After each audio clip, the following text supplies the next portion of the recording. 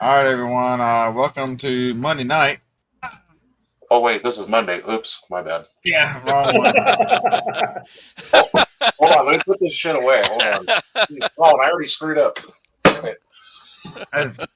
So it is Monday night. We are going to talk about this month's book, which is E-Myth Revisited. Michael Gerber. This book, It's the driest freaking book on the list. oh my God, even listening to it is dry. But the information, so John and I are having a little discussion. Information is so it's a touch dated in my eyes, but the foundation is still extraordinarily good and very useful because I have a few disagreements with him, but I think he would see it different if he was. Is he still alive? I don't know. It's Michael Gerber. I believe he is. He's relatively. I think he's my age. God, that's old. Fuck you. Oh, you're in that category too? Oh, he wasn't. Oh, Todd you're wasn't here before the show. Would you like to see my ass? I'll show it to you too. you're so John, you're admitting to the world that you're 87 years old. Whatever. Is he that old? He's 87. 87. I was gonna say if the book was written in the 80s, I mean, he had to have been. Yeah. You know, it's a lot. 80s was a long time ago. That's much closer to Todd's age than your age. That's older than me. Damn. Oh, older. So what? We'll just talk about where he starts out, and really, he starts out as the E-myth, the entrepreneurial myth is. I talked about this on one of the shows when I started reading this book. It's fast. The first 8-9 chapters are really, really good. After that, it gets a little tough. But even getting from like 6 to 9, 9's a good one.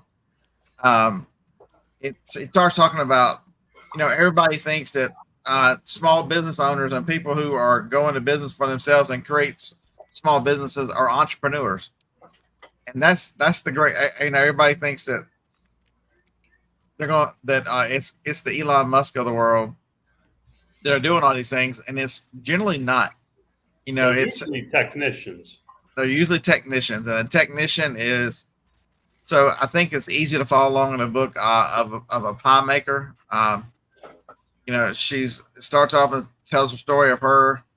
Her aunt taught her how to make pies. Her aunt was well known for pies, and she became so good at it that everybody goes, "Oh, you should open your own pie business," and so she does. And she does like everybody else. You fall in the same trap, is because you've got competing personalities.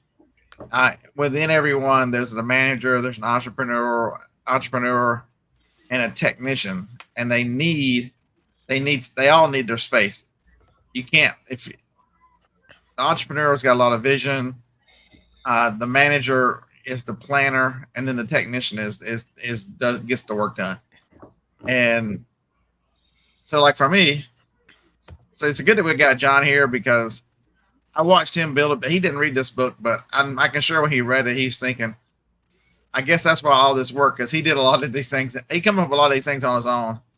And the way he read others, but as I read this book, I'm like, it reminded me a lot of John and the way he built the business that he built. But the technician and so many businesses, so the stats are staggering. So in the first year, 40% of small businesses will fail. 40%. Don't consider yourself fortunate, because if you make it 5 years, 80% of small businesses fail in the first 5 years. And if you make it 10 years, you look around, because of those 80 that found it, another 80 have fallen. So you're only such a small percentage of small businesses make it 10 years. And so I guess I'm just too damn hard-headed and I keep going.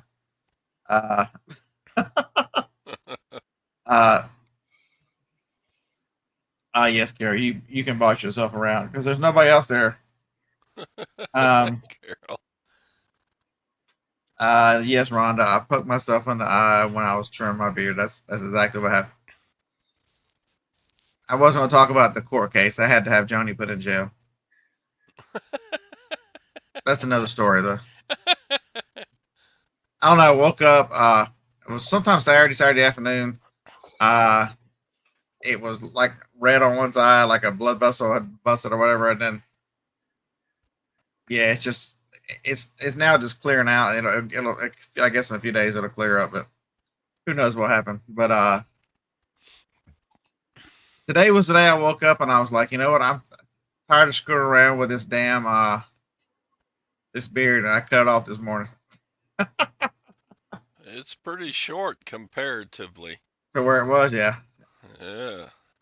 He's got some- The bearded pig So guy. the reason why is because the technician, and it's not because these small business owners, it's not because they don't work their ass off. It's not because they don't have good ideas and good intentions and all the things.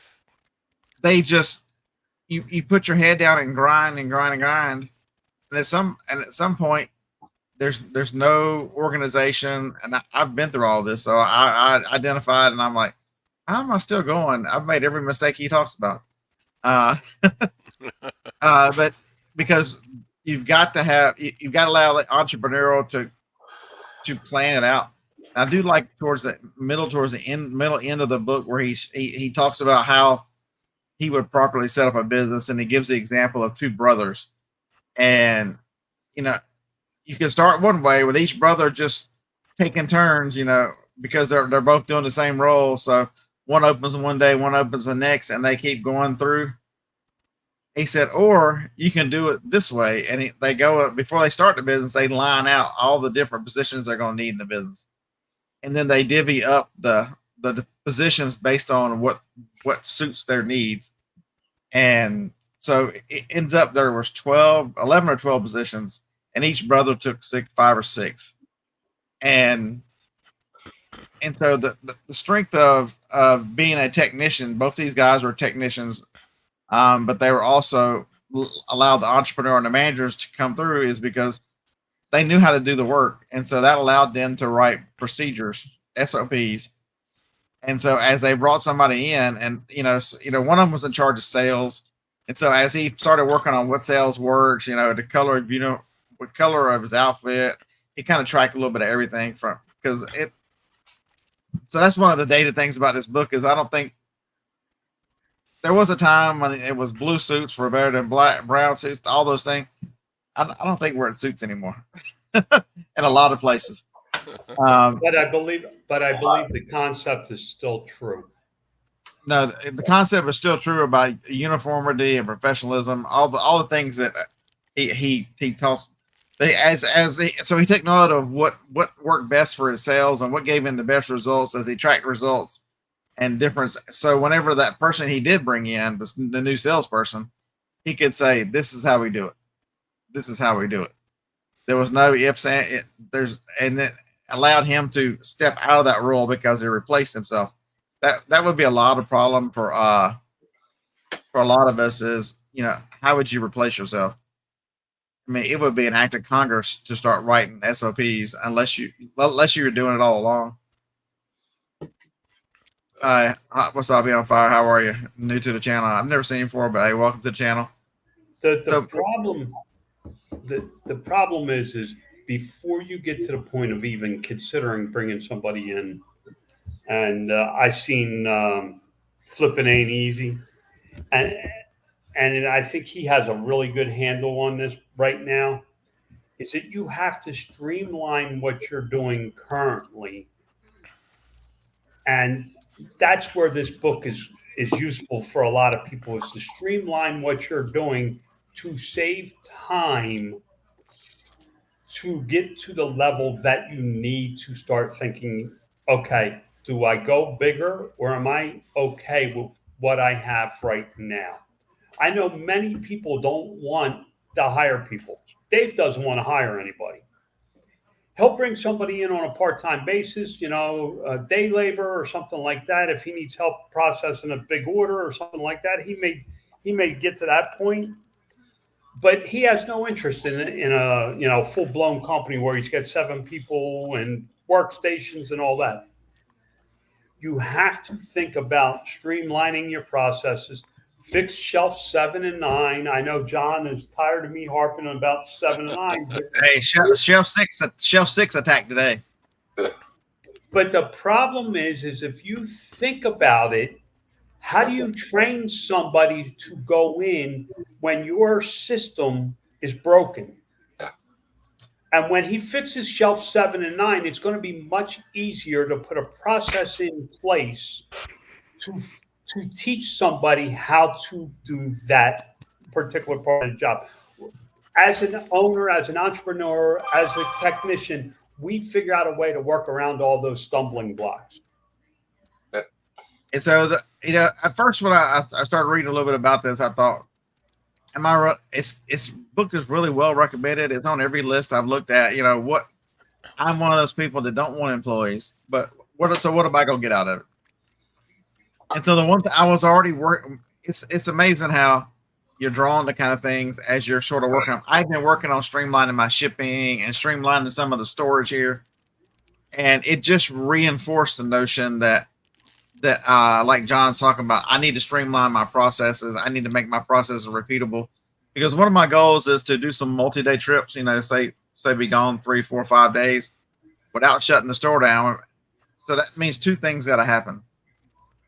They need to come out of the house and be able to walk out here and immediately just do what I do. So it needs to be organized enough where it's easy, because they can do it. It's not that, but to show them again, very simply.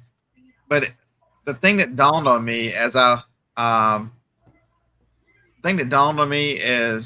started reflecting on where have I lost some of the time, and it's with doing so much merchant fulfill and doing so much shipping that one of the strengths that I had because folks, I'll tell you, for the first from 15, 16, 17, and most of 18, I only worked every other week. I generally was on the road. I shipped from the road. I was very focused. When I got home, I just did whatever, so how do you spend a week on the road? You come back and you take care of home and everyone for the entire week. And so that worked out really well. And so how did that work out really well? It's because I was doing a lot of FBA and process send it away. But you also had a system in place. Yeah. Right. And as FBA got difficult and changes, I didn't listen to myself and change with it. I did not. And so I'm going to go back to that. I'm going to go back to sending, like right now, I'm right in the middle of all that stuff over there by the things. That's just got to be boxed up. I'm in the middle of a real big order. But when I get done with that, as I straighten this place up, a lot of this stuff's going to go in that can go in. Where's Beard? I chopped Beard off one. He streamlined. I streamlined. That's exactly what I was doing. I was streamlining. I can save myself an extra few minutes by not having to blow dry my beard and mess with it. Streamline. No, Phil, I'm not waffling. So it's not. I don't consider it waffling. The one thing I would tell you is, the one thing I've learned from this book and from the other thing I've read is, if you're not constantly evaluating what you do and what you do in your business, because the one thing I can tell you right now is the market is always changing. I'm gonna make a video tonight or tomorrow in response to Kevin and him talking about price. So if you didn't, Commonwealth Picker mentioned me and John and the podcast about pricing, and so I'm gonna have flipping ain't easy, John. Nobody gives a shit about you, Grumpy. They don't give a shit about you, Grumpy. What the hell? And so if you're not evaluating what you do, and you're gonna be stuck and never change. And so how do you evaluate what you do if you don't have a set in place process?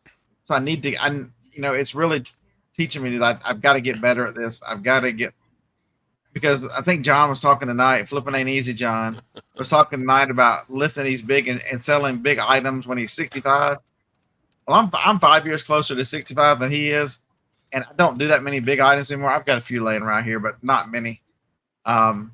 But I can see my grandparents played resellers until they were in their early 80s. I love it. I'm never gonna. It's that disease is never going to die in me until the rest of me dies. Sorry about that. I warned you guys, anybody who's listened to me for a long time, to reselling the disease, do not start. If you're not prepared to deal with it, I don't know a cure. Good luck. I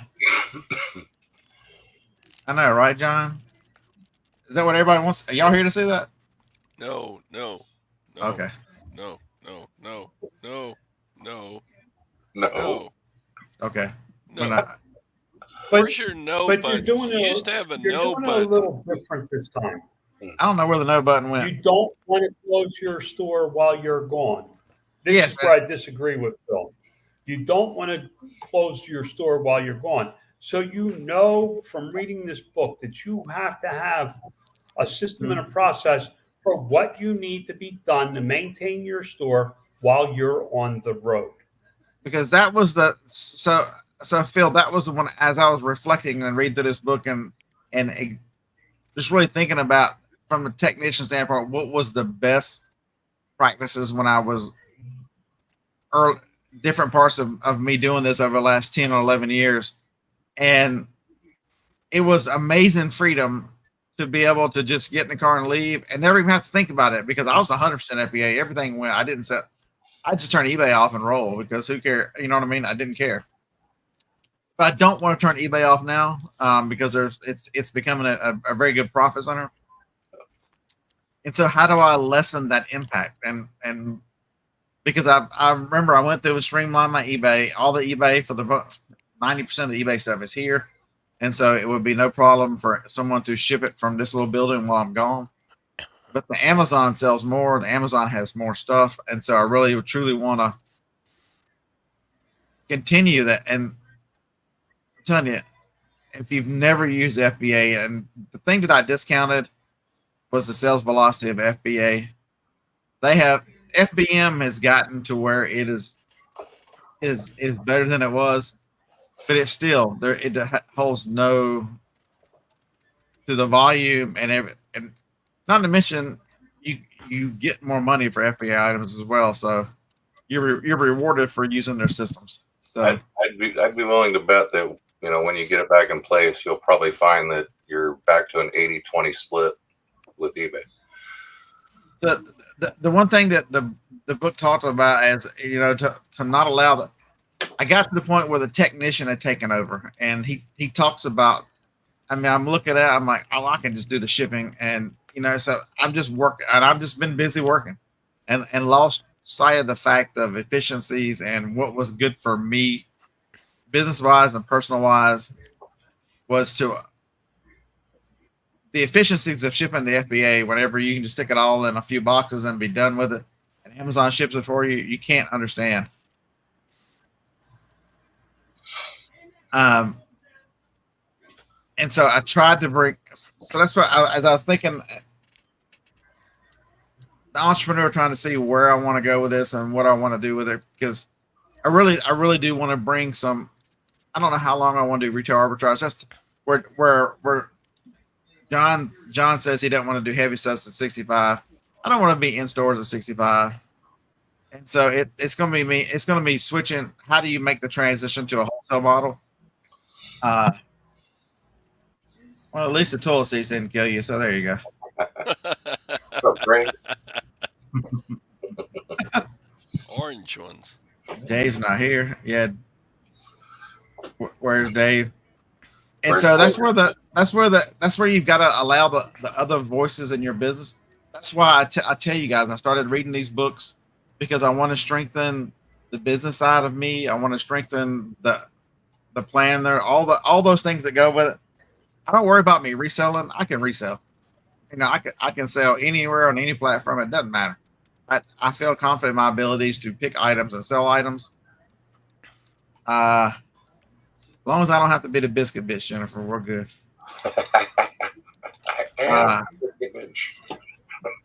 Restaurants are just tough right now. That Visit Express here, man, only be open they open at 5 and close at 1. Man, that's perfect hours to be in and out and be done. Have the rest of the day. But you've got to strengthen. You've got to allow the manager to do the planning, and that's why I keep the entrepreneur's got to tell you where you're going, what do you want to do. Like, got in 2 days I'll make a car payment. That'll leave 2 left on the Acura. The trying to let the planner work my way through and then start working on the house and other than working on the air conditioner that don't work, or the air conditioner does work but the heater doesn't work. The things that we need to get taken care of, allow to be able to see the way through it, and then allow the manager to plan this thing out, instead of just so many people just put their head down and work. And sometimes you miss things, and I think that's happened. You can see, I can give you a lot of examples. I just don't like calling people out because it would catch a lot of hate for people think just because you use someone as an example, you disagree with them. It's not that I disagree with someone. Because you won't do it that way doesn't mean you disagree with them, or you can.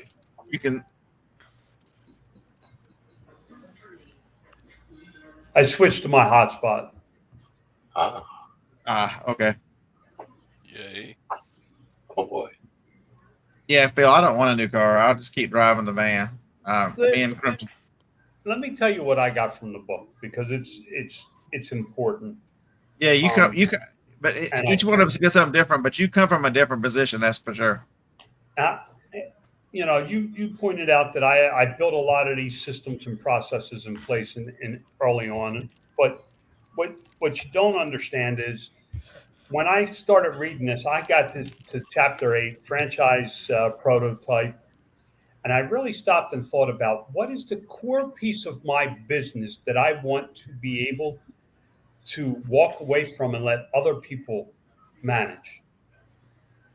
It's not improving the sales or conversions or finding new products or ASD and buying new items or how I source or any of that. It's the day-to-day operation. So I took a line and drew it around what I wanted and said, okay, this is my franchise. My franchise is the stuff of, it's very simple, replenishing the stuff that sells. I have to, because of the systems I have in place, if cost of goods go up or down, I need to enter that. If Amazon changes their fees because I use a repricer program, I do not have to worry about that because it's automatically calculated into my price based on parameters I set. I use Go Aurora.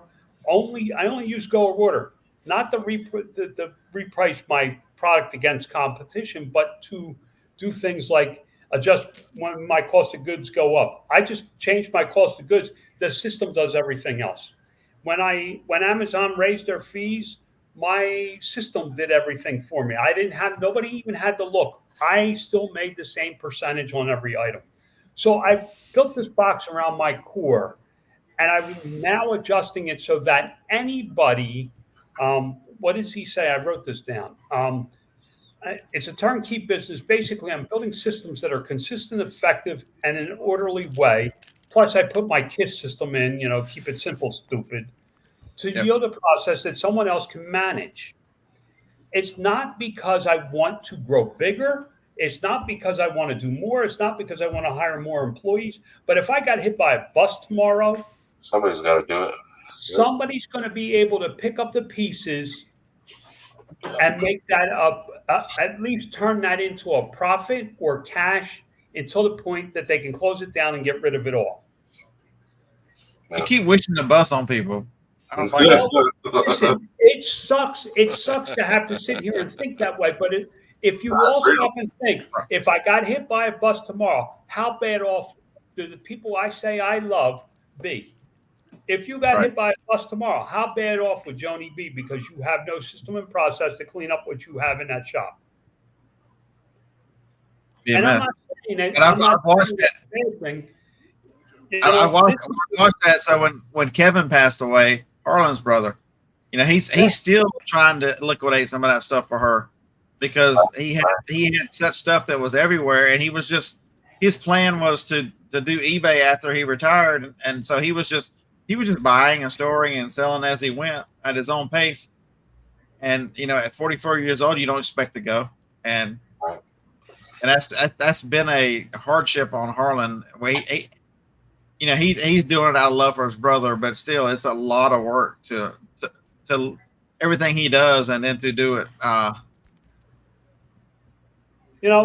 then there's like John. John and I had a long conversation. I'm not picking on John. It's just because he pointed out some things that really made me understand some things. One of his main questions was,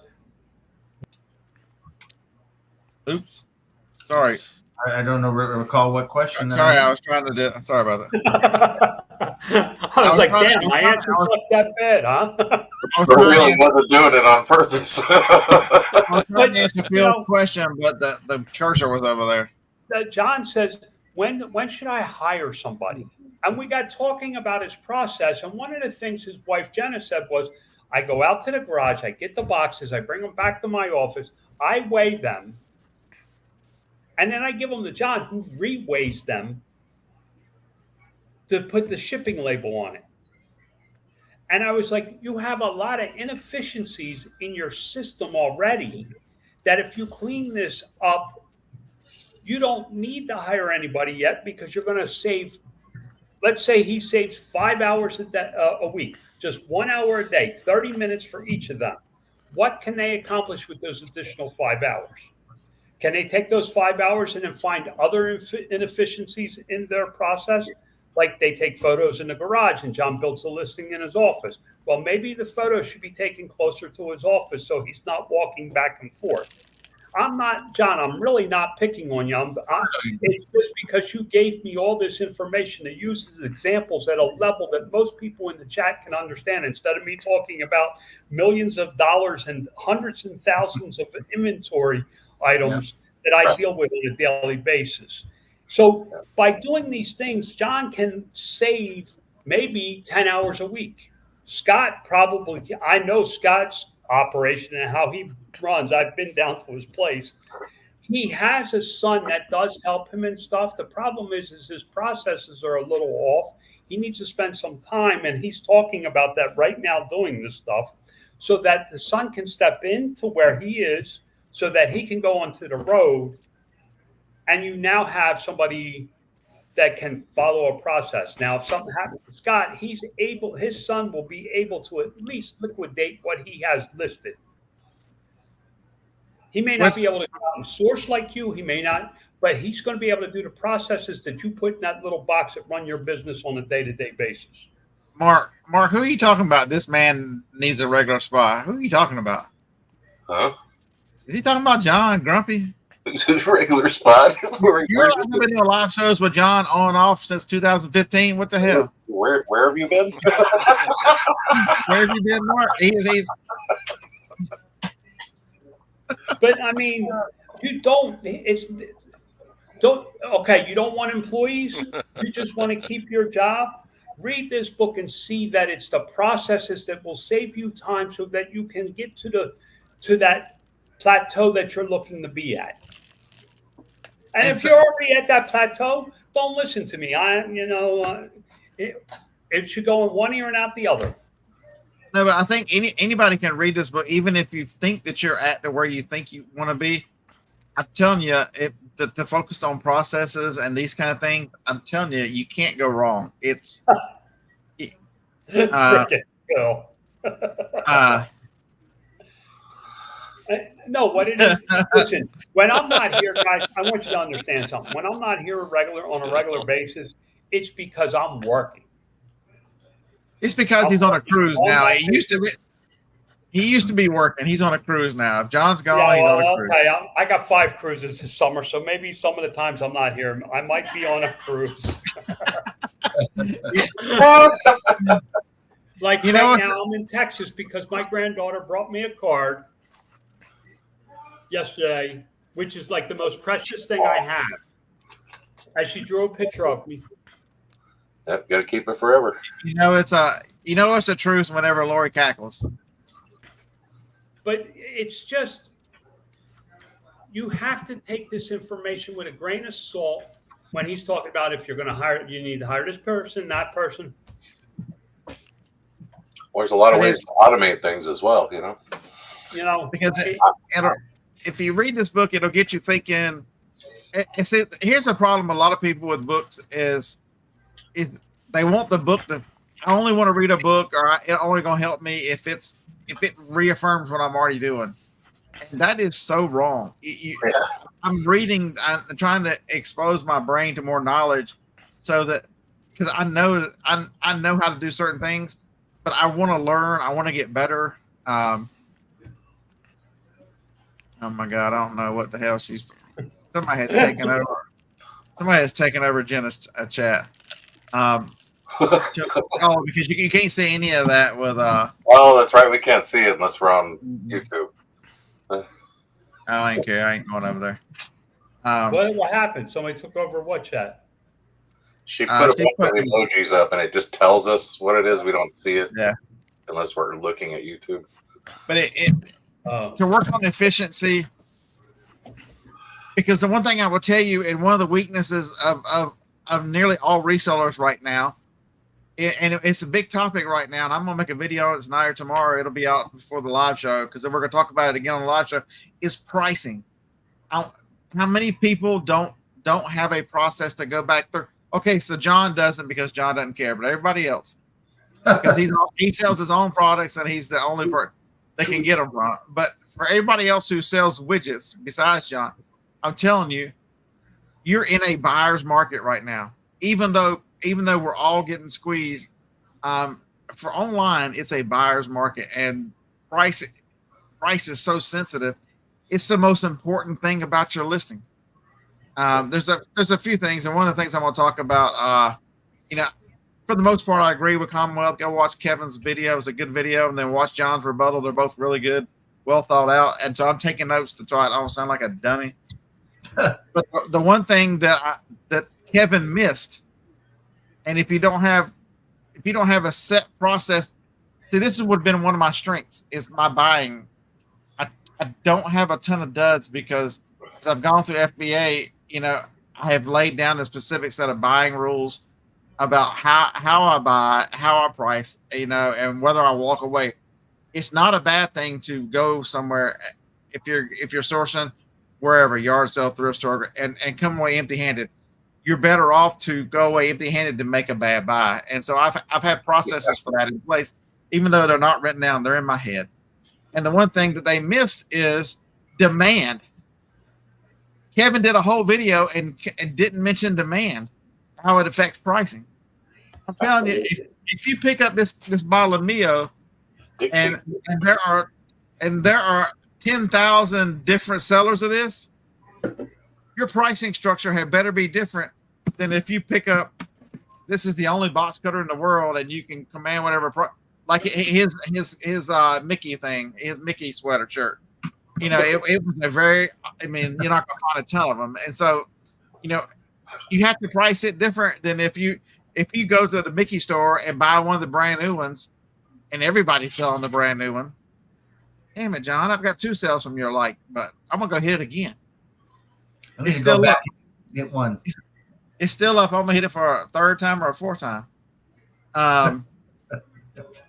And so there's so much to think about with pricing. To say I don't agree with something, or I never.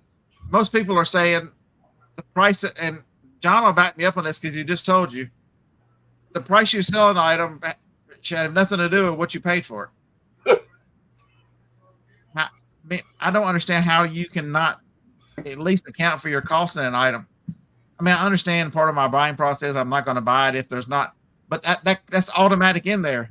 If this mouse costs $30 and it sells for $35, I ain't buying it to resell. I'll buy it to use. Yeah.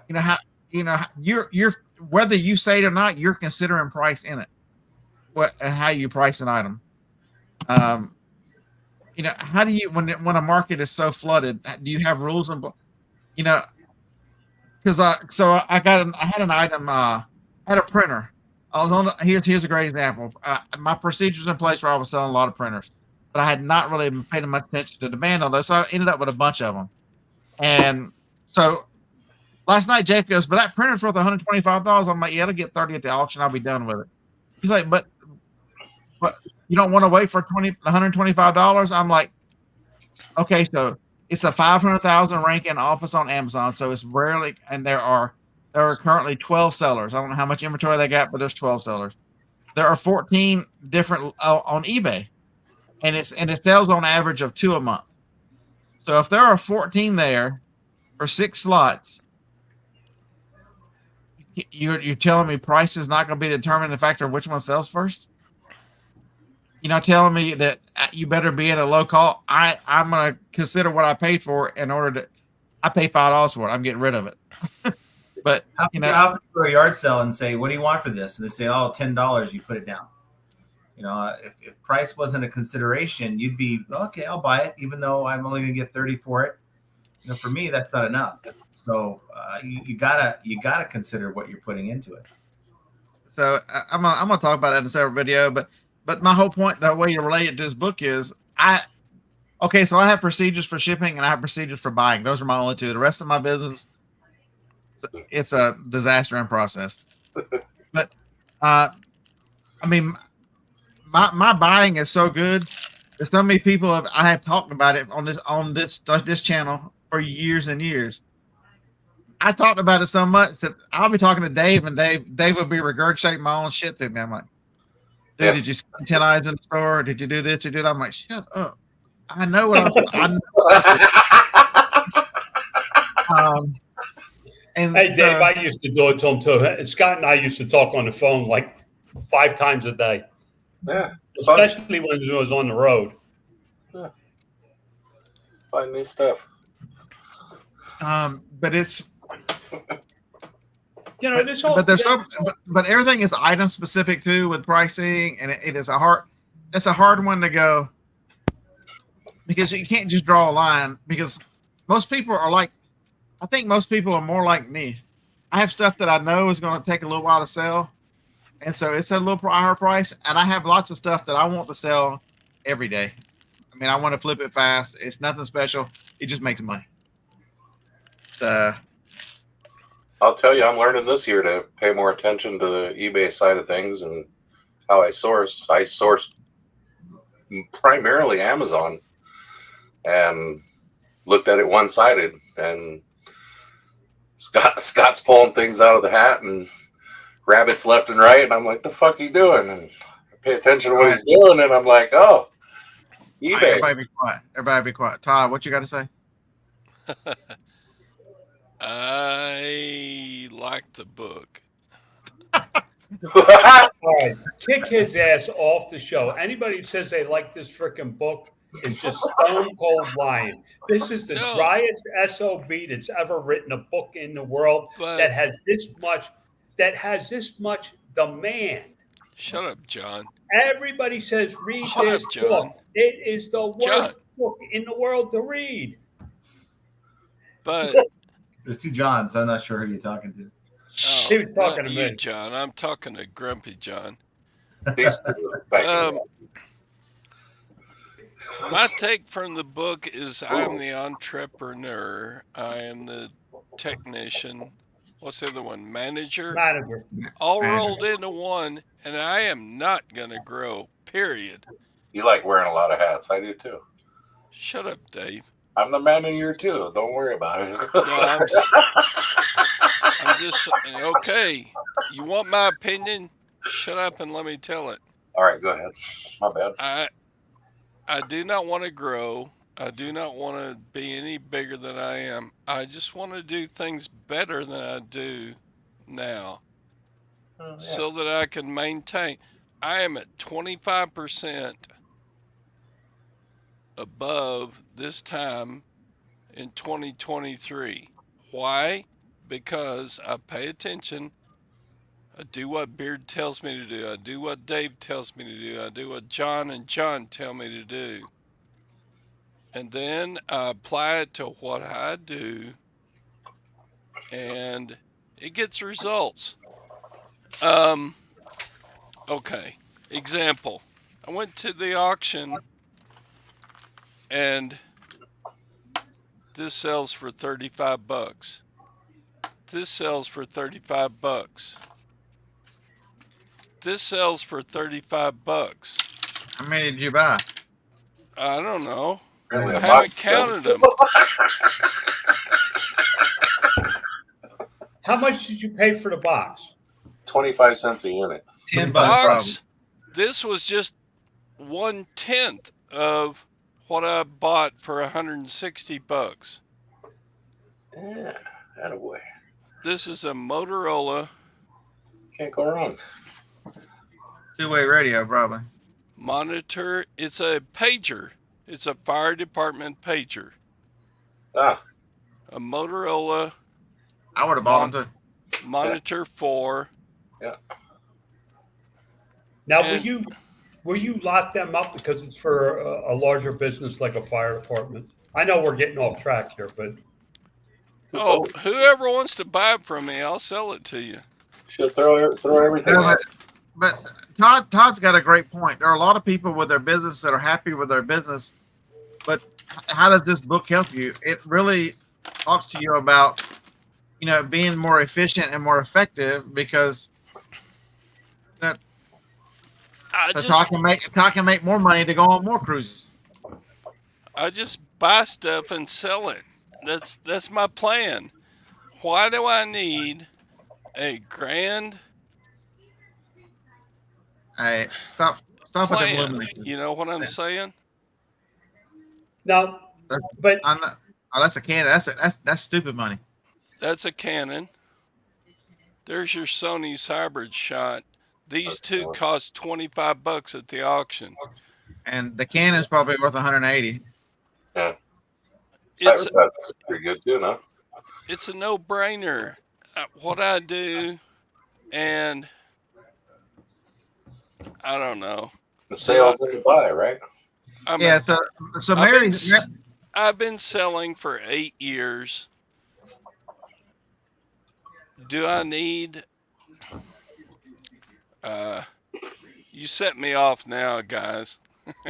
But the one thing the book might, you're notorious for talking bad about your storage. Maybe the efficiency quality of life in your business you can get by being more efficient in your storage procedure. You know what I mean? It's refining your. So Dawn put it here. You don't have to change everything. Refine your processes to make. Because the one thing I can tell you, Todd, is if you don't, things are going to be different next year and the year after, and things are going to change. And so just tweaking to make it better for you. Yeah. And to keep, to keep on top of your processes. I like that John has a program that if his price is raised, it adjusts for him. I mean, that's amazing on Amazon. Yeah.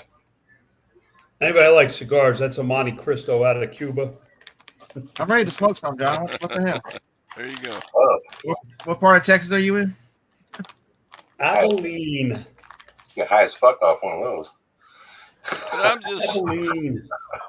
I'm just saying, what percentage of small is my business a business? Is what I do a business? It definitely is a business, but it's more if you've created a job, which still is a business. I've done the same thing. I've created a job, and see, a lot of us. I think that's where we're a little different with the internet age and working from home. A lot of us, as society has changed since this book was really written, the first in the 70s and 80s, lifestyle design has become more important. As society has changed the way, especially the generation behind us is so important. Lifestyle and doing things and going places, so it's changed. And so This is not a job for me. This is Right. fun. I'm making money and taking my wife on a cruise down the Rhine on July 4th the watermelon rind? because I sell Hey, this Todd. crap on eBay. Hey, Todd. You're not going to see fireworks on the Rhine River. I don't give a shit because the Okay. Rhine River is better than fireworks. What? No way. You take that back right now. No way. Man. Fireworks are the best. 4th of July is my favorite holiday. You suck. I would love I don't to know. see the pictures. I would love to see the pictures from that. There's a lot of castles along the Rhine River that are just spectacular. And I've It's I've been to Europe spectacular. The before, and views are going to be it's amazing. Now, my question, Todd, is: do you have to sell anything? I You don't have to do pay a single because I bill. like my lifestyle, John. No, I meant your If I bills are don't paid. sell, I'm on a fixed income with a teacher retirement. If I don't sell, my You don't get extras. lifestyle is reduced dramatically. Okay. I like taking my wife on a cruise down the Rhine River. I like Christmas. I like everything that reselling provides for me. And I had no idea about this 8 years ago. But I would tell you, you definitely have created a job because there is whether you want to believe it or not, the manager you does function and plan. You know about Thursdays. You don't miss auctions. You the way you do things and the way you organize. Um, and then and also the entrepreneur is still alive in you, Todd, because you spend a lot of time listening to gain even more knowledge and vision in your business. So I would definitely say it definitely is a business, and they're all functioning, but you have them muted at a certain level because you have no desire to, because you're accomplishing your goals. I think the book, though, it goes into addressing, like with the pie baker, her pain points that she was experiencing. She was overwhelmed, right? So Right. it's a way to address pain points within your business and creating processes to alleviate those pain points. Todd doesn't have pain points. No. So, I mean, now if he goes out tomorrow and decides that he's going to buy triple the amount of stuff that he normally deals with, he may have just created a pain point that you might need to, apply some of this stuff in the book to help you iron all that out. But if you're doing everything and everything's smooth sailing, then and you're happy with where you're at, then this information pretty much doesn't apply to you. But he really has no pain, no worry, because if he gets hit by the bus, me and Larry are going to come divide up and clean up for Gwen, and it's going to be all good. But then, this book, a lot of times we talk about in general what people should be doing, but then there's a group of people like Todd. He has no desire to double the size of his business in the next 10 years, let alone over the next 20 years. He just wants to be breathing in 10 years. Oh, hell no. His goal Scott. is to do just what he's doing. He enjoys every aspect of his business. You don't get pain points until you start not enjoying parts of your business, or you start growing beyond your capabilities of what you're able to do within a day. So John, yeah, I agree with you. And so that was another thing that, Phil was giving me a little grief earlier about changing it. But I'm telling you, I fought burnout for so long. It took 18 months for me to get over burnout. It almost to the point where I let it go under, I think that I got over it before that. But the one thing I would tell you is I am planning and trying, what are the processes I want to put in place? It's about creating time. It's about taking some of the pressure out so that FOMO is bad in this job. FOMO is, if you're a reseller and don't have FOMO, I don't understand how you even do this. Horrible. FOMO is terrible, and so it to put in processes to deal with that. Yeah. FOMO is huge. Listen, FOMO is huge in my business. Yeah. And I'm not making a joke here. I am serious. No, I don't know. I hear guys going, I did 10 million last year and I did 15 and I did 100 million last month. I know people that did 100 million in sales. I've talked to some major people in business and I always go, well, I should be doing that. I've been chasing what other people's dreams are. I've had to stop and go, okay, what do I want? What do I need? Now that I figured that out, January I started on this kick about getting hit by a bus, to the point that my vendors are going, is your health okay? Is there something we don't know? And do we need to know about it? Because I'm a major buyer to some of my vendors. I buy more inventory than anybody else from some of my vendors. So once I got to that point and decided what it is, I'm able to build the business for me. Like Todd is well beyond where I'm at when it comes to building a business for what he wants.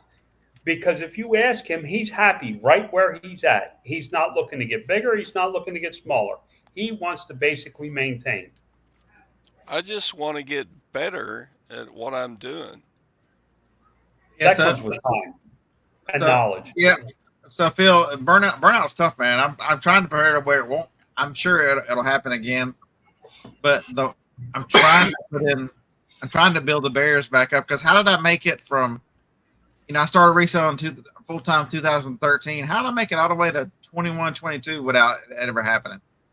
And what was the difference? It was as COVID and everything changed, I moved everything to here and didn't do as. I'm telling you, I'm trying to decide what,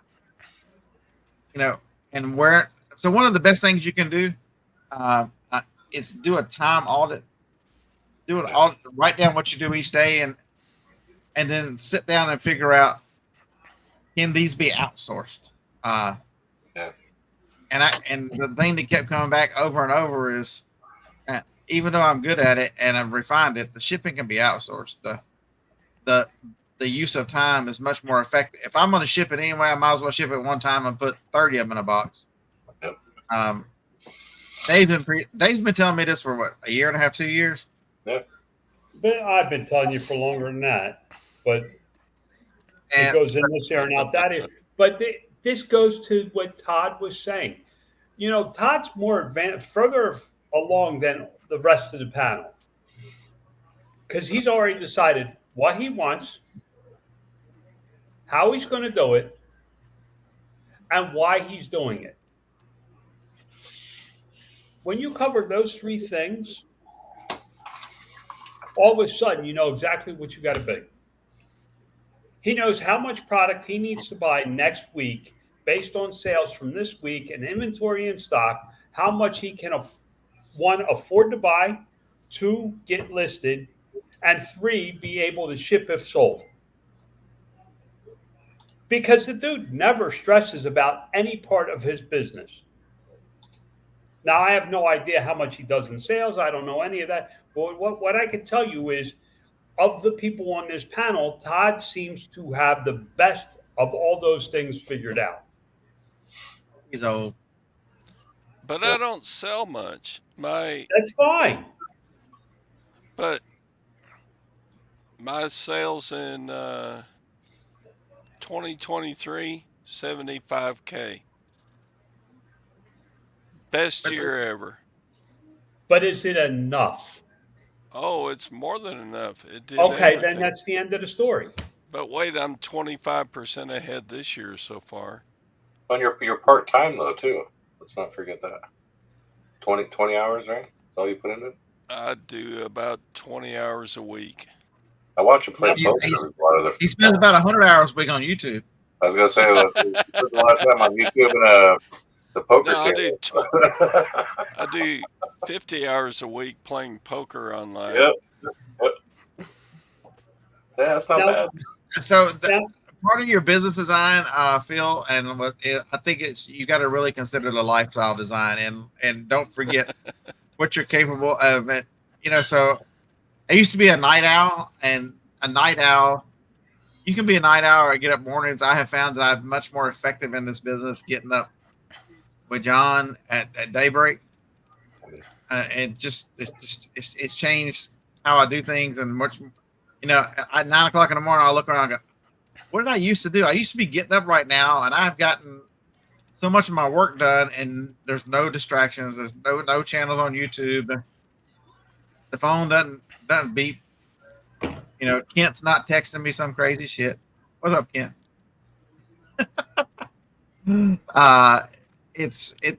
So I would tell you, it's look at your business, but also look at how it affects. I mean, I'm telling you, if the business is you, then you've got to see really determine the process of how it affects you and how to get things done. It's because I feel like I'm closer to it. I mean, but I keep changing what I'm going to do. So I'm not 100% of how I'm going to do it, but you know what I want out of this job and business and all those things I've got down. And John has been Mr. Grumpy has been very strong on his. I tell you 100%. He built this to take care of his family. That's the I've known him long enough. I know that's the answer, and he's done it. But he has not decided when enough's enough yet. Oh yes, I have. Have you? Yeah, there's zero growth this year. My entire at this point, my goal. I have one goal left. I have one thing left to accomplish to reach my level of success that I've always wanted to be, and it happens on February 24th, 2026. I turn 60, and I want to be 100% out of this company, generating the same profit that it generates today. I think you're extreme. Your 30-day cruise shows you're extremely close there. Yeah. That proved a whole lot. I had try and walk away from your business, have it go up by 10% in sales, and have no problems. I had 2 problems that were stupid. My cruise is only going to be 10 days, John. I suck. I'm hind-tit here. Why? I'll trade you. I'll trade you a 29-day cruise for that cruise you're going on. It's going to be fun. It's an amazing cruise. The Rhine River is an amazing place to cruise.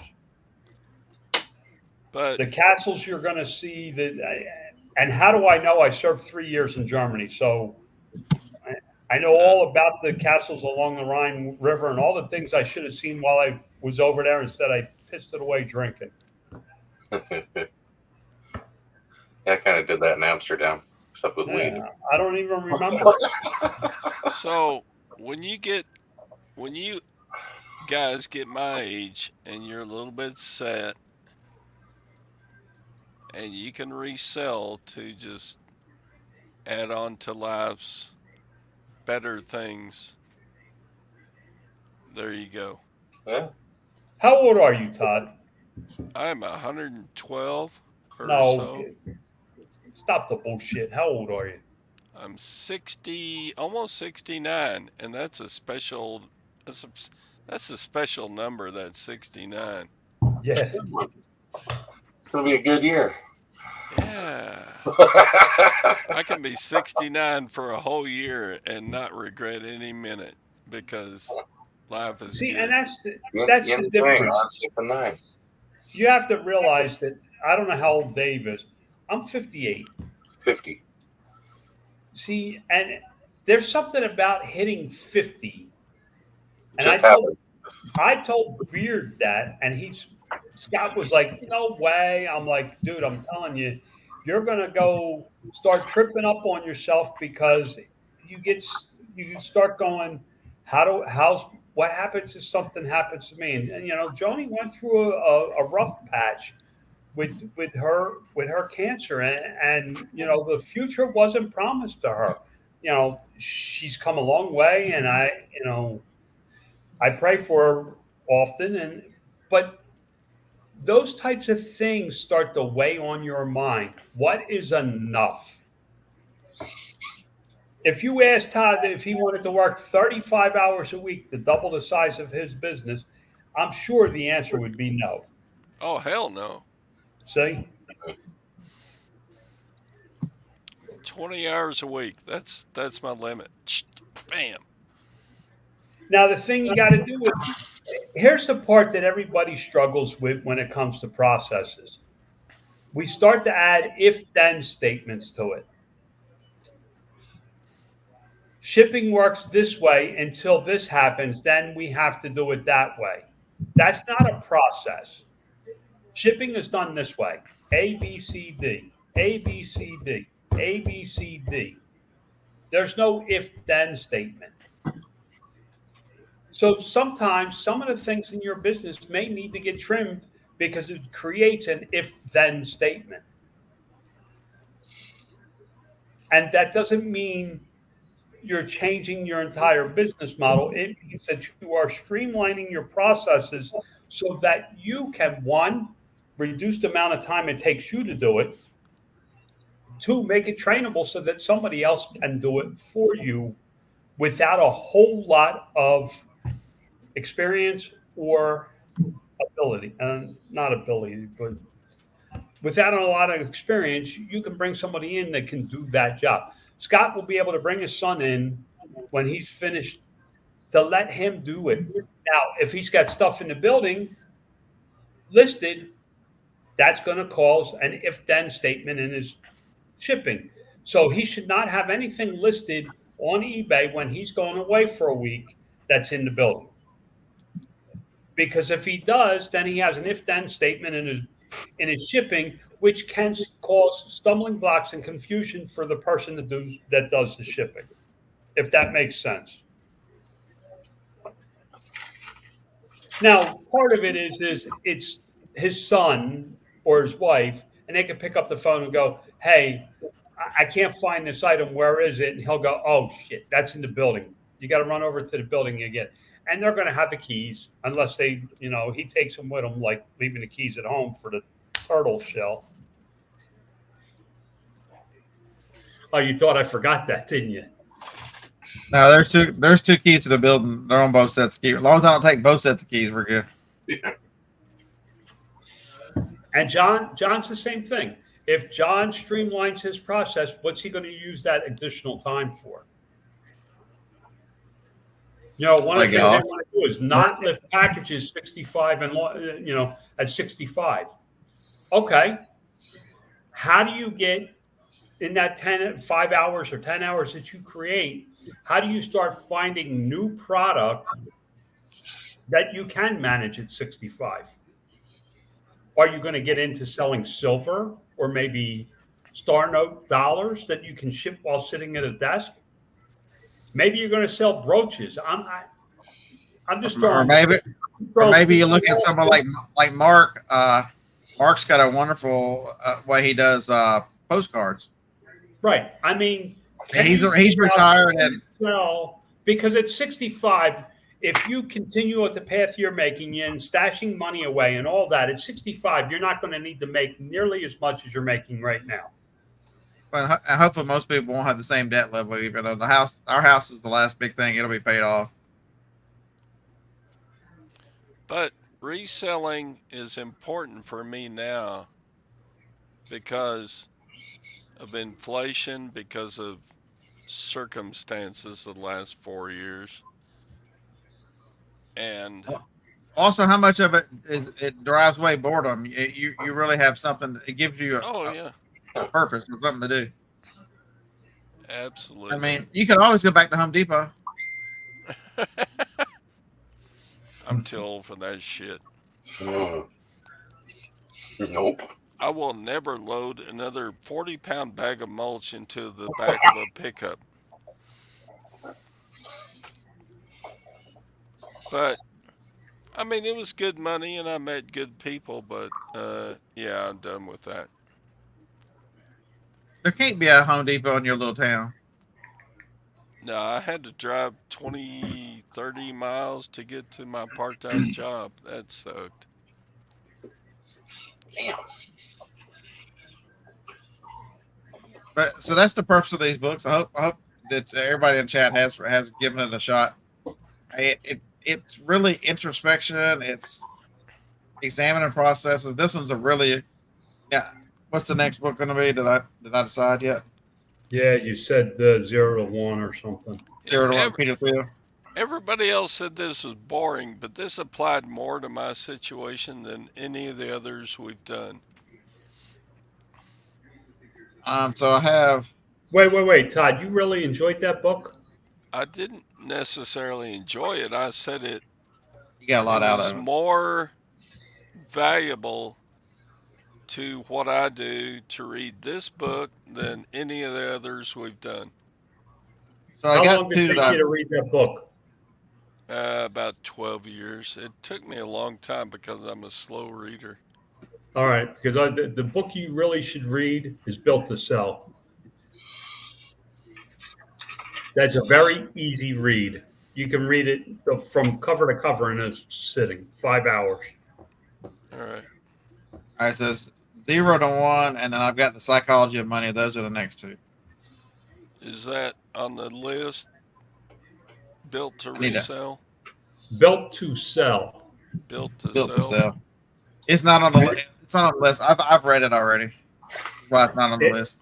It's really good because it has to do with it takes what he's talking about here with these processes and everything, and it works you into finding your core processes and what's important to your business and what fat you can trim out of your processes and maintain the income that you want. Yeah. But I And could just also- identify with the cha-ching. I could They have just I could just identify with the 3 principles Yeah. of the Yeah. guy in this the book. 3 personalities. And I looked at how that applied to what I do, and I'm like, yeah, that makes sense. And I will take from it what I need, and I will leave the rest behind.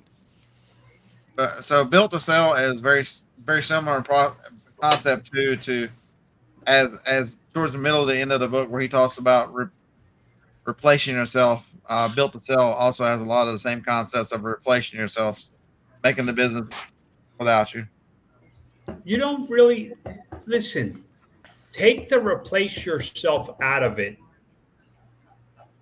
And these processes and these systems and things like that will make your life easier. That's what we all want, is our life to be easier. Instead of reading the book and saying, this is how I take myself out of it, this is how I make my life easier.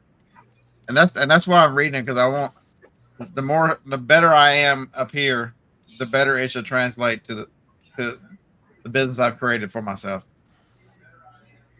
So 0 to 1 will be next. It's Peter Thiel, and then Psychology of Money will be after that.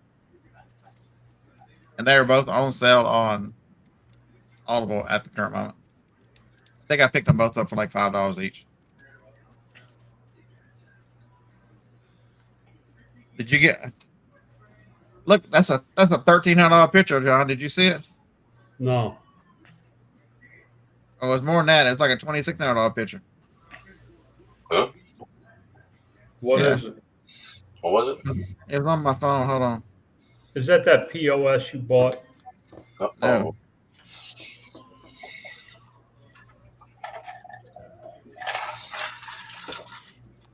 It was that one. $2,600 picture. What the hell is it? Isn't that right? Flipping ain't easy. It cost him 2 cell phones.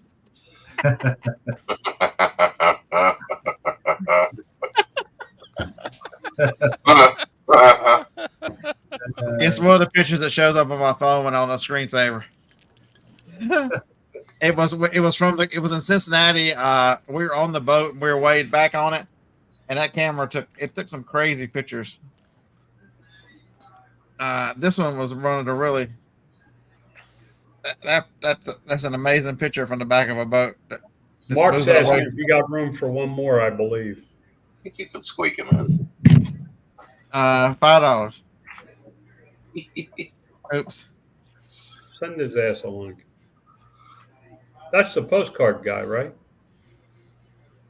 Absolutely. Yep. I mean, there's other people that sell postcards, but that's a guy we talk about all the time. That's what I say. That's why I put a comment. I just talked him up.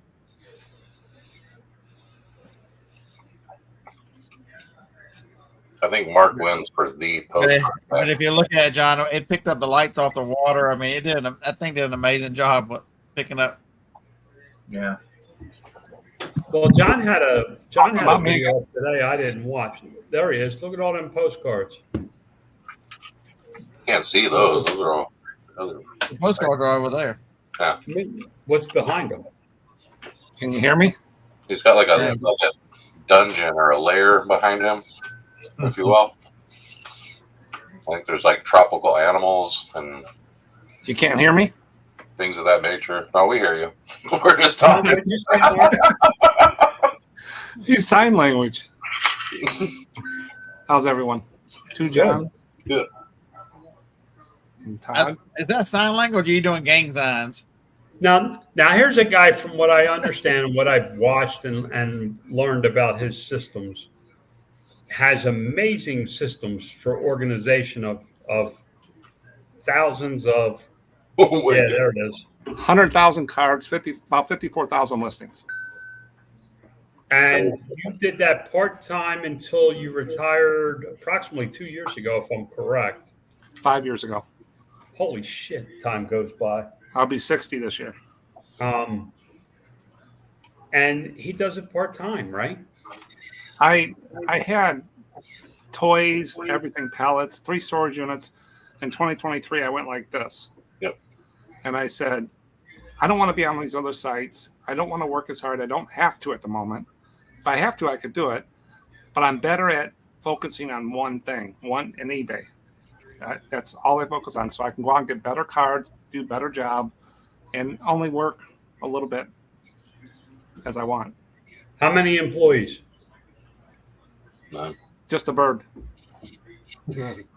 So no employees. You have 100,000 postcards listed. No, 54,000 listings with a quantity because I have multiples of certain cards. Okay, 54,000 listings, work part-time, it's just you. How far do you think if you took all your processes and threw them out the window, how big of a deal do you think it would have been to your business? A big deal. I'd be missing orders and not be able to list as many. Just the time to find the postcards to ship them out would be Yeah, there's And different. this is why you have to see the processes as a part of your streamlining for your freedom, not so much about building a business bigger to hire people. No. Take that, get rid of it, firing you out of it, and see what things like Mark found. Yeah, like 60,000 is the max for a premium store with postcard category. They give you 10,000 listings plus 50,000 free for $60 a month. So at the end of the year, I'm going to hit 60,000. A lot of people will get another store, another premium store. 60,000 is, I'm stopping right there. So I used to list 50 to 100 a day, average. Some days I didn't list, some weeks I didn't list. I would do more to catch up for the month. And now I'm listing like 10 a day. And what I'm doing now, John, is eBay has free schedule. You can schedule listings. So I'll sit here for 3 hours and list 100 listings, but I'll schedule them out 10 days in advance. Right now, I'm all the way out to July 4th. So I don't have to list. I got 10, 20 going each day. So I can do other things. So as you're flowing down, are you changing the quality of card that you're listing since you only have a few? Or are you still listing the same? I would say 60% are the same type of average cards, of $4 to $8 cards. But I'm also being very picky about what I buy. I'm not buying the big lots. I'm looking for some more real photos and a little up it a little bit. My average sale price is about $6 to $6.50. That's it. But I buy these cards. This year, I'm under a nickel per card. I don't promote. I don't do offers. Best offer. I will send offers, but I'm not going to fight for 50 cents. If it's a bigger card, like a $50 card, then I might do something different, but not for $4 or $5 cards. It's not worth my time to deal with all that. So I have to watch by cutting down. I used to have this much money coming in every month, cash flow. I got rid of all that other stuff. I got this, so my expenses had to go down because sales minus expenses equal profit. I don't do it on individual items. I do it at the end of the month, quarter, 6 months, 9 months, a year. I want at least 40% by the end. I'm way over that. But that's my bottom. I So I put about $1,000 to $1,200 a month easily. I'll clear. Now, here's my question. If you die, what happens? My son takes over. Do you have processes in place for him to do it? Yes. Yep. And It's crazy shit going on. what processes do you have in place for your son to take over versus what you have because you're running the business? And I guess I'm getting at, does he know how to source cards, or is he, or when he takes over, is he looking to just liquidate out your It'll be more with he's got a full-time job, a dental assistant and stuff, and he has 2 youngins. But if I passed away tomorrow, it would be more of a liquidation, maybe a lot thing. But he would take all the boxes and just, take over my store. Plus, I have some other things that I don't talk about on YouTube and stuff that are automatically goes right into the account. Those are digital downloads. But he's not looking to replace that.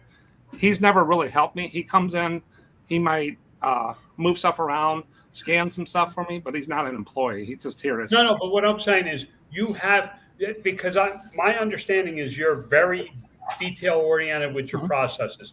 So I assumed I didn't know the answer. This was one of the few questions I've asked that I didn't know the answer to. That you had they call that a legacy plan or an exit plan. That you had one in place. And this is something I'm trying to point out to everybody, is that you need this type of thing, because it's not about you dying. It's about what you leave behind for your loved ones to deal with. And on a business, if you own a business of any type or size, it can get messy for the spouse and the family you leave behind. Yeah, so all the processes will fix that. Yeah, so all the payouts go. I have 3 different bank accounts. One is the top one that everything connects to, eBay, and I send stuff out, I buy stuff. The other one is where I put the money for taxes every month and all the long-term bills. So I have to come up with, thousands of dollars when it gets due. I put up away every month, and then whatever's left over, I stick in a surplus account, because I don't put nothing but monthly bills in the top one. They ain't swiping me out. All of those have my son's name on it. My PayPal account has all that. So all of that stuff, my house, all this stuff here, me and my wife, is pay on death. They get 50-50. Everything is there. I have a whole list of all my passwords, my IDs. He knows how to get my phone. It's all written out. And all my IDs I use on eBay. But since being on one store now, it's real easy. And he's actually, what do they call that? Like an alternate. He can see my store. So if I get sick, I can say, hey, put it on vacation. Oh, I think that's an admin setting. I'm not sure. I know what you're talking about, but every platform uses a different terminology for that.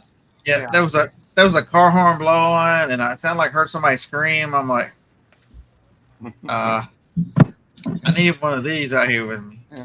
So basically, John, my process is I don't have to really source for cards. I have probably 60,000 cards sitting in here. But people still call me. I can't pass up a deal sometimes, and I'll lot them up. I have a little Ko-Fi store. Story of my life. And I sell them in 100 lots, and people can see them. But when I get the cards in, and say I have 6 boxes open, they hold about 500 each. I scan them until my boxes are full, in order, in a folder. And then when I go to list, I just grab the next card.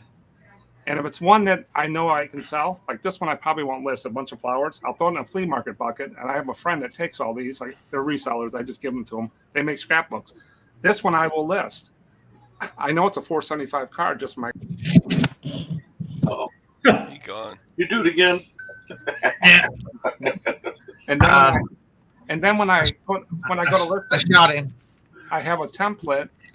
I make a title, copy it to a spreadsheet, it gives me a SKU number. Every one of these cards have a number on it. So when it sells, I could care less if it says religious. It's a number to me. And that's what processes sound like. Yeah. I sell cards probably that are maybe $12 cards. They might go out for $8. Because I'm not going to spend an hour researching to get the last quarter. Let them get a deal, come back in, and buy some more, and that's what they do. And this is what good, solid processes look like. You always yawning, Beebs. And it's a It's not a 15-person operation here, guys. It's one guy. Yeah. It's one guy that's figured it out, how it works for him. Yep. He's taken it to the point that he knows that he hit the age of 50 and went, I'm getting old, and reality setting in that I'm not going to live forever. I'm not going to work forever. Now I need to start building a legacy or an exit plan in case something happens to me, so I don't leave my family empty. These are all the things I've talked about for 17 years, and Scott will back me up on this. Here's a guy that did it with one person. Yeah. So It is possible. So my goals I set for this year was and this is different for if I was full time, John, and this is my living, I wouldn't even be on YouTube. I'd be out there busting. I know that. If I want to live there. But if I do $80 a day, okay, is my goal. That's my budget. You got to set a budget. So if I do $80 a day times 365, that's 29,200. So 30,000 a year. My bottom number I'd like to hit, but I'm way over it, is 40%. So if I hit 40%, that's $11,680 that I'll put in my pocket. That's about $1,000 a month. And that equals about 14 to 16 cards a day. Right now I'm about 12 or 13, and I'm probably triple the $80 because I had a good month. And then Todd's got the same type of thing where he doesn't need $1,000 a month. Doesn't sound like a lot for a lot of people, but that's enough of an income for you with your retirement. And the same thing, Todd, and you're happy with what you're doing. Yeah, all my other stuff like Todd, I have that put to the side. We still got to watch what we do, but I knew I was retiring for 5 years, so I was able to plan. But if I need to bump it up, I can. But health-wise and stuff, I'm fine, and there's nothing wrong. But next month, something could happen, or my wife, I have to take care of stuff. I just, it took me 5 years. A person listing postcards every day and selling doesn't see at the average cards I do, $4 to $8. I seen the most daily sales when I was 5,000 to 6,000 cards. A normal seller, I think, and I talked to other large sellers like me, list about 10,000 cards a year. They gain that in their store from their sales. So you can list 15, but you sold 5,000, so you can gain 10 a year. So if someone tells you they have 50,000 cards, they've been doing it for 5 years. Unless they're insane. Like I watched Dusty list 300 a day for. Yeah. No matter what they do, they'll level out because it'll burn out. My exit plan is different than Mark's in that if I kick off or have a stroke or something, Gwen should take all this shit out to the backyard and strike a match to it. Mm-hmm. Or put it in an estate sale. Do you have an exit plan at that point, Todd? That's my exit plan. Just burn it down. That's it. It's over. The only thing I suggest is somebody know how to shut everything off on all the platforms. And this isn't Who just cares? for Todd. It's for because there's legal ramifications against your estate. Oh, please. There's no legal on. And then his wife walked in with 5,000 toothbrush holders and said, "Here's your payment." I know. There's no liability or ramifications here. Just throw it in a garage sale or donate it, or it's all BS after I pass. All this inventory can just strike a match to it. My retirement income, I set it up. I took a little bit less per month in retirement so that when I die, Gwen gets all my teacher retirement income until she dies. Mm-hmm. And so if I die, she's set. And the boys, they can go to hell. No, I'm kidding. I set them up. pretty darn good because I was set up by my parents. Yeah, So, see, when I grew up, um, we didn't have anything. I mean, well, my mom. I grew up with a silver spoon in my mouth, Mark. That's So why you I'm don't show your reach. picture. I'm That spoon's still reach. there. So, But no, yeah. So it's different situation. Like John, you want to get out of it. And Scott, I would love to go out and do what those guys do, and I probably would if I had. I wouldn't mind working. I never mind working, but I'm sitting there. My wife came to me and says, "You haven't slowed down since you retired. When are you going to slow down a little bit?" Because I've always worked 2-3 jobs or 60 hours, 70 hours a week. yeah. And I like to work. I don't mind it, and I can work for anybody. I respect the position. I don't have to respect the person. But they got too political in the company, and they pushed us all out. And a lot of us that came up with me left at 55, and with a good deal. I could have got better if I stayed a little longer, but it was time to go.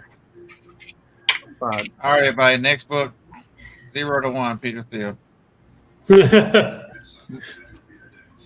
But another thing too, I was talking to a guy today. He wanted to know about postcards, so he contacted me, and I said, "Yeah, give me a call. It's easier to do." He's younger. He's trying to find something like we have, like Scott's found Amazon. You got your thing with Amazon. Dave and John does his thing, and Todd sells toothpaste, and he's trying to find it, and he wants to make a living on it because he doesn't want to work for somebody. And I finally said, if you want to make $40,000 a year at 40% profit, you got to sell $100,000, like Scott said before on his channel. You got to find it, clean it, ship it to get 40%, $40,000. And he's saying, well, I can't find anything. I said, you're not going to find $100,000 worth of stuff unless you're getting pellets in. Yeah. If you want to sell 100,000, you got to list and find at least 100,000. Yeah. So, but I like watching everybody sell different. I like it when other people do things differently because I change stuff by watching different things. But with postcards, it's pretty stagnant. It's like this card right here is a $60, $70 card just because of the artist. I went to an auction and I paid up for these. No matter what I pay for these are going to sit. And some people load their stores up with these. And guess what that affects, Scott? You talk about it all the time. Cash flow. Yeah. All my money is in paper. I have nothing to pay my bills with. I haven't sold one of these. Send them a postcard. Yeah. And it's also opportunity cost because if you got up all your buying capital there, you can't. And the next deal might have to turn it down. I mean, yeah. So cash flow. What do you do if you have no limit on your buying capital? For the type of business I run, I have practically a monster backlog of money to spend for new inventory. So every month I look at my cost of goods sold. I put that money away in that second account. That's the money I use to buy postcards. Now, buying postcards at pennies a piece and stuff doesn't give me a lot of cash, so sometimes I got to supplement that. But I got a good little backflow. So I'm at a point now where what I sell, I buy. You can buy yourself out of business. But like Todd, I'll just call him for a loan. A loan? I don't do loans. But if someone walked in the door and said, I got 100,000 postcards and they were just great and they wanted 10,000 for it, I would probably think twice about that. But if someone walked in with 5,000 cards and wanted 1,000, I'd just go to my account. I would pay it and get the cards, lot them up, and I'd get my money back.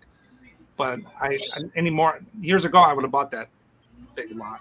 But I just don't have the room. I couldn't remember, Phil, what crazy rant that I went on for like 30 minutes when I was really drunk Friday night. So I woke up in the middle of the night and I'm like, I should probably take that show down.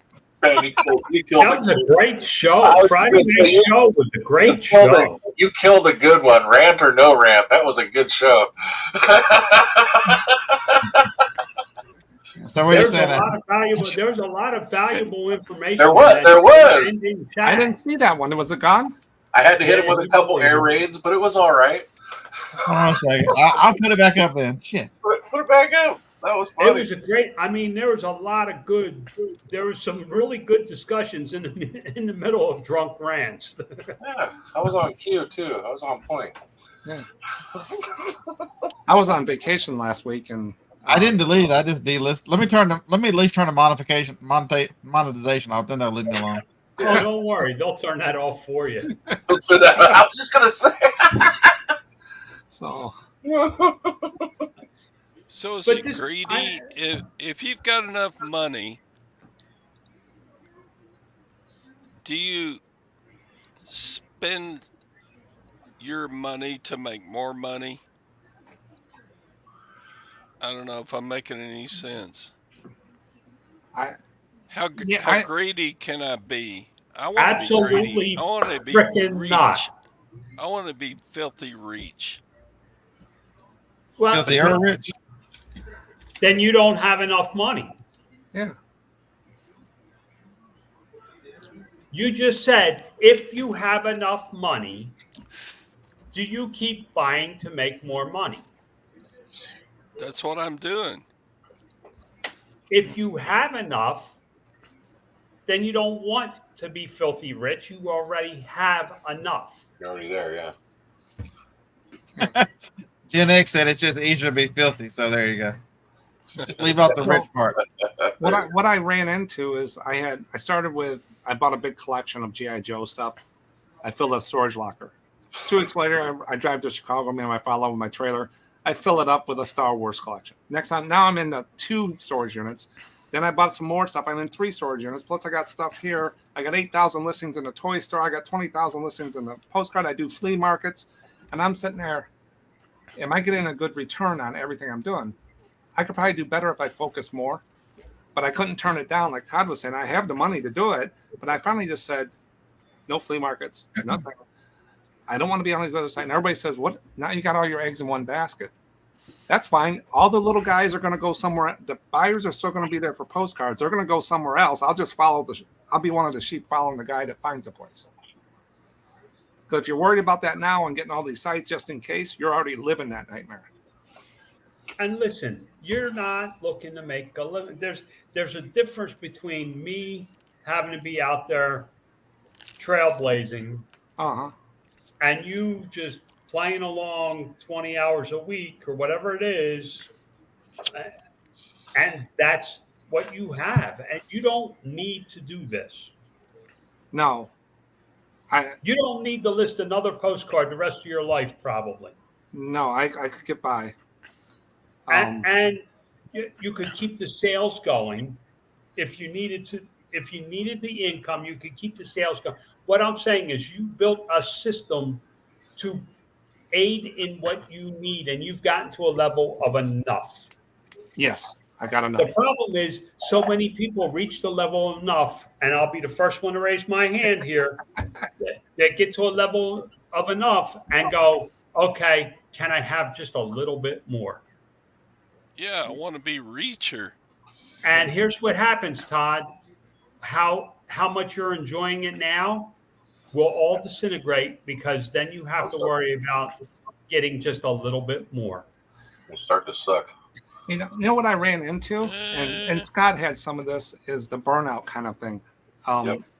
I'm getting older. I can't do it. I found you can't really do as much. Sometimes your mind kind of, I don't know if it's that or just whatever, but I'm sitting there, how can I get this?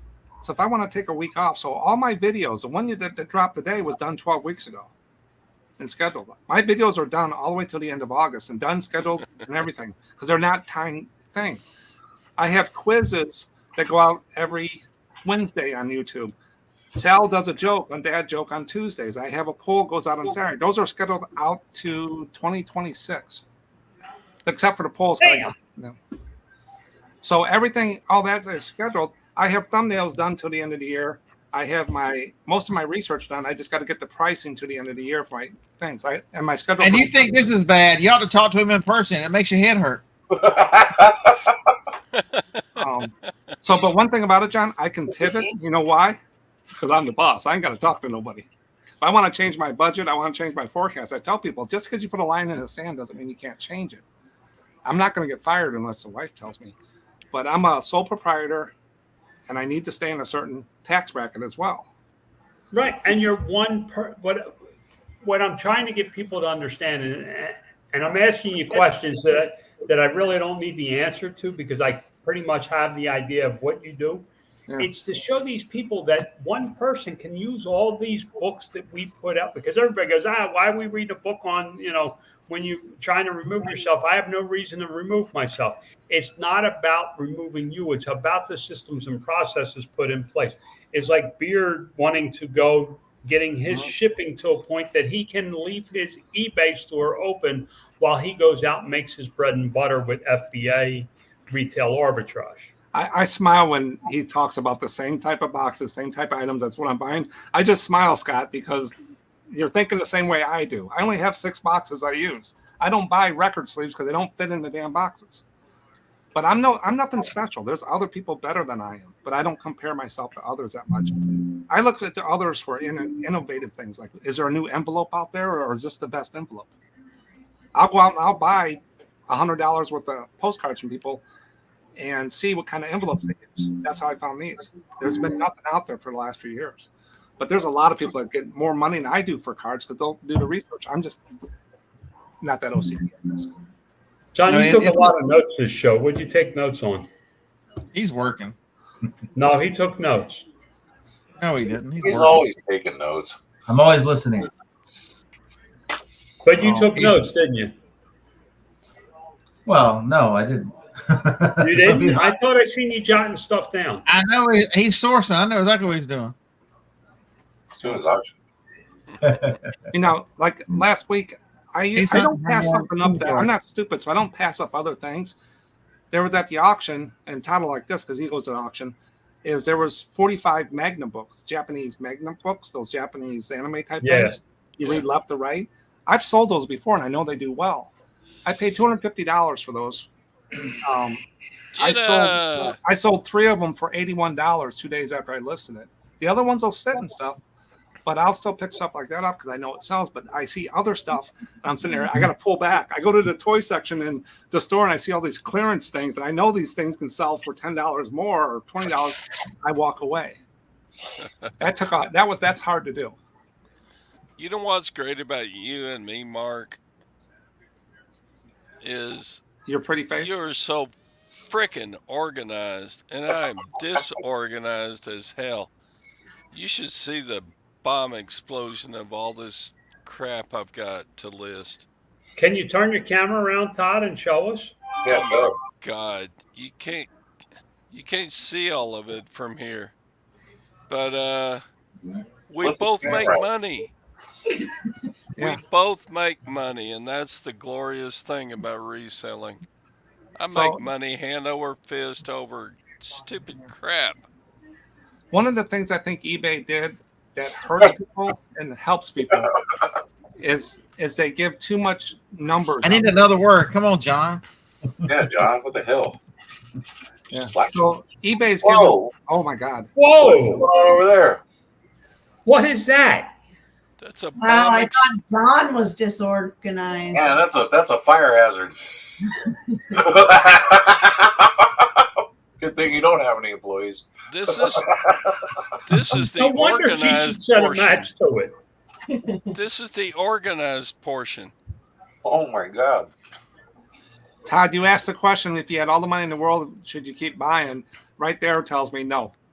That's why I told him some of the system lot of work to do. for his. I've seen that over there, so I knew that was the answer. Yeah. Step 1, change. I'm not saying that all my stuff is organized. I've gotten it down now where it's only on 2 racks and a little rack out the side. That's it. All this still makes money. Mm-hmm. You're absolutely right.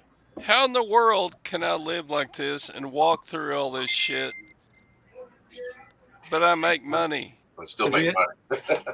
Yeah, I don't know, but I'm wondering how you're still alive and your wife hasn't shot you. She's ready. She's ready, but yeah. Some people. But she I show her the checkbook and she goes, "Okay."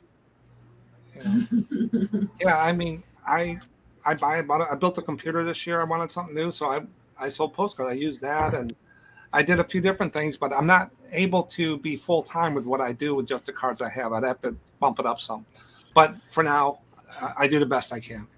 Can we Look get a how- camera look in your how office, John? Mark, So that show when the your toilet seat shelves falls over, we again. get it? Look at that. Ta-da! Hey, mine's close. Ta-da! Mine's kind of close. That's organized as hell. And then look at my crap. And then, But we both make money. So what's wrong with either of our plans? nothing. Nothing. If you're happy, Todd. The reason we do these shows, and you know this, the reason we do these shows are for the people that are unhappy with what they're doing. Yeah. And also to give ideas, because I think so many people are don't treat this as a business and don't, because you go look at the go look at the rest of the YouTubers. There's very few of us that talk about your business and all the things that go about running a business. The rest of them are, ooh, look what I sold, and eBay hates me. That you got the look what I sold or the eBay hates me crowd. Mhm.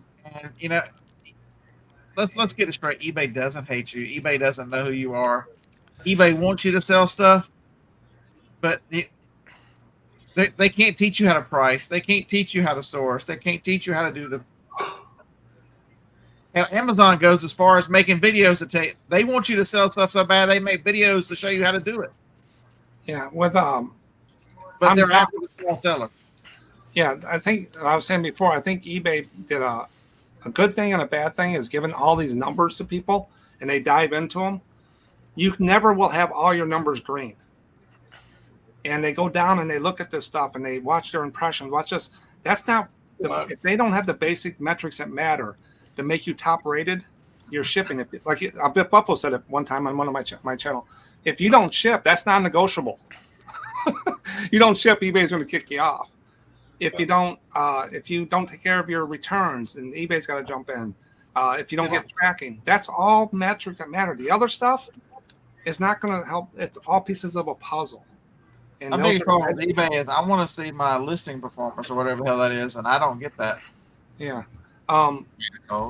Listing quality report. Yeah, I've never had it. It takes the whole package, and you got to get what people want with a good price and ship them in days. And if you know there's a problem with it, you don't give it to one seller and not give it to others. You take it away from everybody. I think they only gave it to the sellers that look. You don't look, so I just figured you out. I found in the postcard I didn't get it either. too. I'm on eBay for 24 years. Shut up. But they know you don't look. So I don't look either. I mean, this is how dumb eBay is. So I got 30 days ago, big girl, shout out to the big girls, ordered a $10 big girl undies. And then I immediately get a thing back saying, ordered by mistake, please cancel. I'm like, all right, cancel, no problem. I wake up this morning to a neutral feedback from this fat bitch saying, it never came, so I can send it back. That was her neutral feedback. It never came, so I can send it back. Because you asked me to cancel it, you stupid SOB. And so I canceled it. Why should I talked to you. eBay says does not violate our standards. So I called eBay. I'm like, listen, if I canceled it, they have you can't say it's user experience because they have no experience because they claimed they made a mistake. I fixed it just as they like. They should never be able to leave feedback. And she goes, look at it. She goes, it's been hidden. I'm like, y'all sent me an email saying it didn't qualify. Sorry. That's just, the stupidest mess. See, I used to get like Scott, and then I delegated it to Alejandro.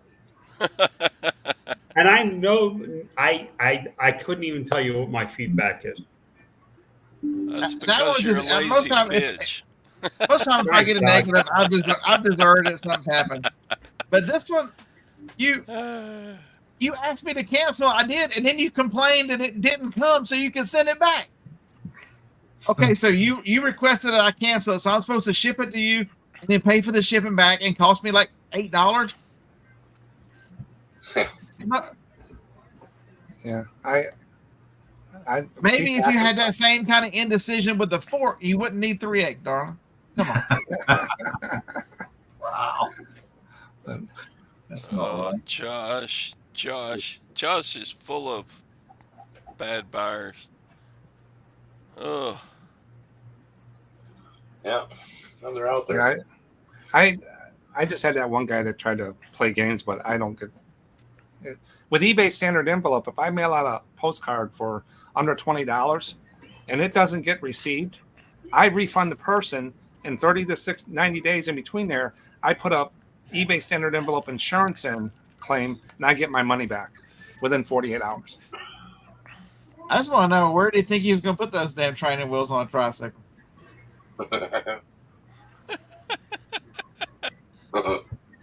But they've taken so many of the, they've taken both platforms. They've taken so many of the buyer protections away, and they allow the, when stuff is obviously fraudulent. That's the thing that's most frustrating thing about this, about selling on these platforms, is when it's obviously fraudulent. I mean, when anybody with, you know, 2 brain cells that go bump a night can read it and go, well, you know, that's probably. Phil.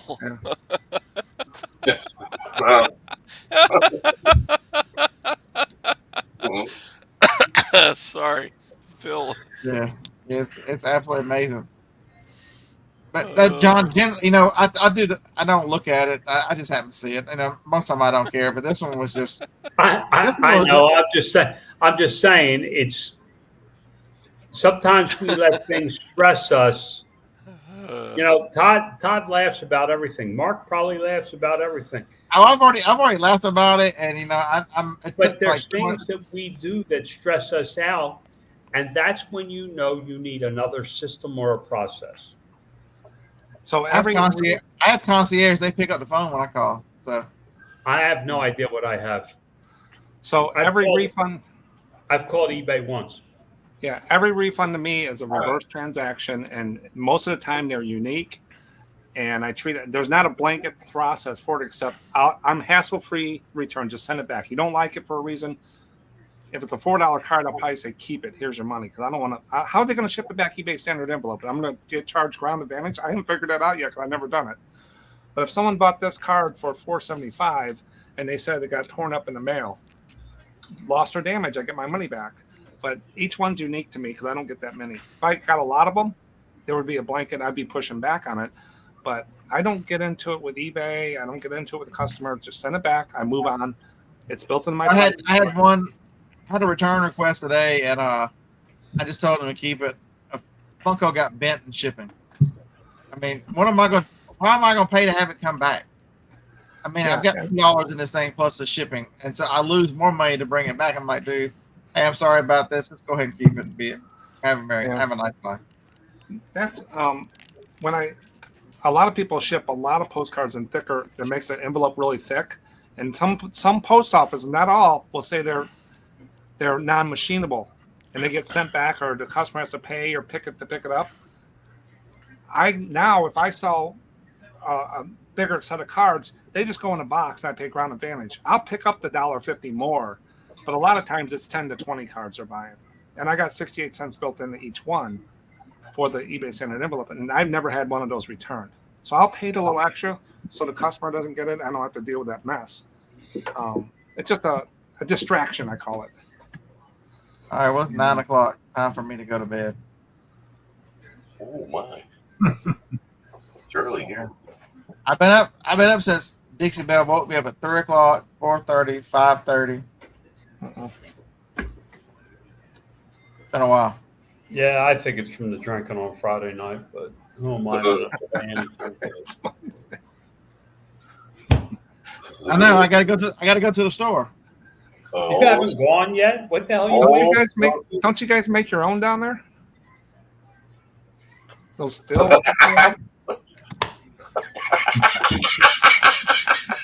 I left Tennessee too early because it's cheaper in Tennessee. I guess I have to drive back. Well, it's only 14 miles.